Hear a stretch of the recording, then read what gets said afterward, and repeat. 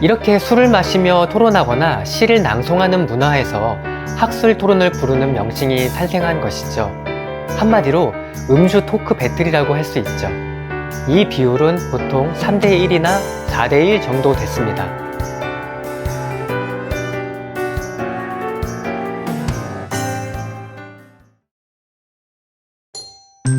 안녕하세요, 준해 서재입니다. 오늘은 플라톤의 대화편인 향연을 보다 재미있게 즐길 수 있는 이야기들을 준비했습니다. 향연은 파이드로스와 더불어 가장 아름다운 플라톤의 대화편으로 꼽히고 있죠. 아직 이 작품을 읽어보지 않았다면, 혹은 읽지 않고도 향연의 매력을 느끼고 싶은 분들이 있다면 오늘 영상을 꼭 봐주세요.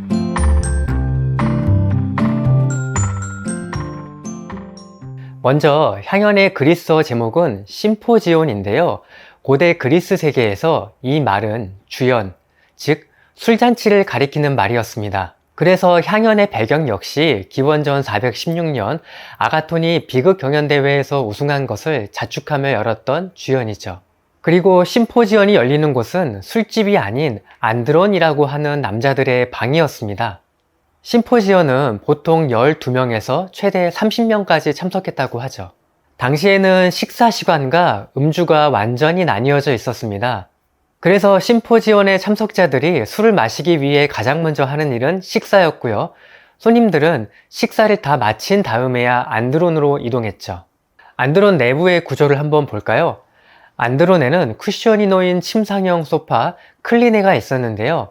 여기에 각각 2명씩 쿠션에 팔꿈치를 대고 비스듬히 누웠습니다. 재미있는 점은 아직 성인식을 치르지 않은 젊은이들도 심포지온에 참석할 수 있었지만 클리네에 누울 수는 없었습니다. 이 어린 남성들은 똑바로 앉은 자세로 술을 마셔야 했던 것이죠. 심포지온에서 가장 중요한 역할을 하는 사람이 있는데요. 바로 술자리를 주도하는 리더인 심포지아크 혹은 바실레우스라고 합니다. 이 심포지아크는 투표나 추첨, 주사위 굴리기를 통해서 결정했죠. 심포지아크는 아주 많은 권한을 갖고 있었습니다. 먼저 어떤 포도주를 마실지를 결정했고요. 그 다음에는 물과 포도주의 비율을 결정했는데요. 이 비율은 보통 3대1이나 4대1 정도 됐습니다. 당시 그리스인들은 다른 술을 마시거나 포도주를 원액 그대로 마시는 건 야만인들이나 하는 짓이라고 생각했습니다. 이 포도주는 크라테르라고 하는 물병에 담겨 나왔고요. 여기에 물을 부어서 희석 비율을 맞췄죠. 또 심포지아크는 술을 마시는 양이나 속도를 결정할 수 있었습니다.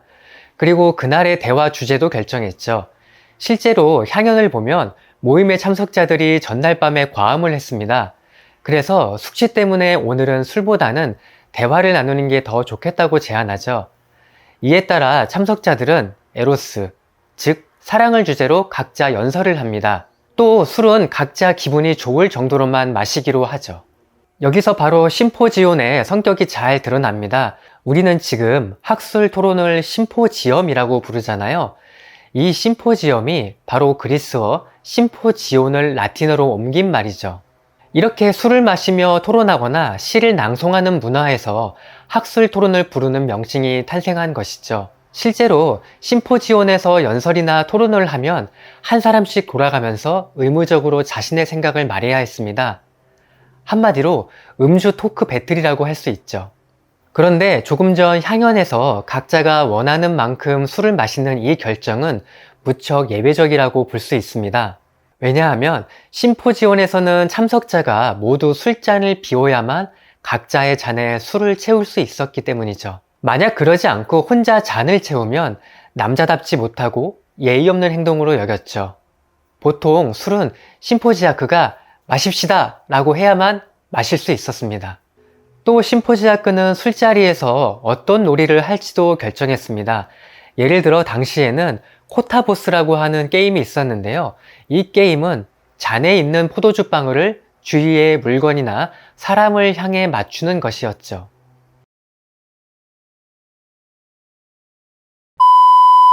요즘 술자리에서 이렇게 심포지아크 역할을 하는 분들이 있지 않을까요? 그런 상황을 한번 상상해 보면 술자리의 리더가 폭탄주를 제조하고 대화 주제와 술게임의 종류를 결정해 주는 것이라고 볼 수 있을 겁니다. 그런데 심포지온이 후반으로 갈수록 다들 술이 오르죠. 그래서 참석자들이 종종 밖으로 나가 골목을 행진하면서 고성방가를 하며 사람들을 깨우는 민폐를 부리기도 했습니다. 또 일부는 술에 취해 골아떨어지는 경우도 있었죠. 실제로 향연에서는 심포지온이 다음날 해가 뜰 때까지 이어졌는데 소크라테스만 빼고 모두가 골아떨어지죠. 이때 소크라테스는 멀쩡한 상태로 나와 체육관으로 가는 장면에서 이야기가 끝납니다.